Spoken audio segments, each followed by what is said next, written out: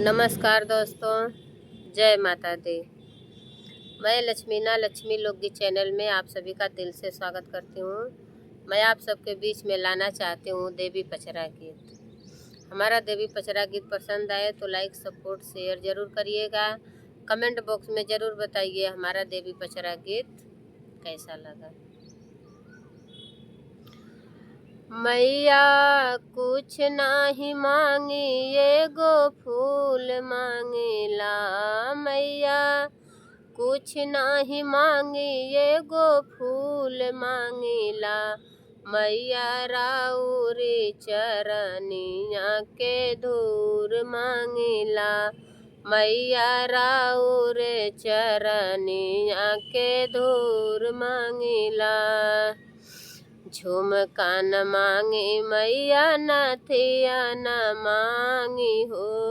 झुमका न मांगे मैया नथिया न मांगी हो। मांगिया के सेनुरा भरपूर मांगेला हो मैया।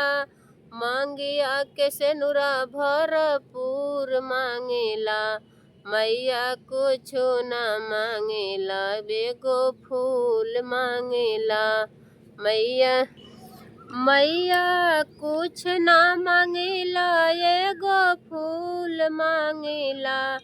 मैया राउरे चरनिया के धूर मांगेला। मैया राउरे चरनिया के धूर मांगेला। हारवा न मांगी मैया सिकड़ी न मांगी हो। हारवा न मांगी मैया सिकड़ी न मांगी हो। हाथवा में चूड़िया भरपूर मांगेला हो मैया। हाथवा में चूड़िया भरपूर मांगेला। मैया कुछु न मांगेला एगो फूल मांगेला। मैया कुछु न मांगेला एगो फूल मांगेला। मैया कुछु न मांगेला एगो फूल मांगेला। मैया राउरे चरनिया के धूल मांगेला।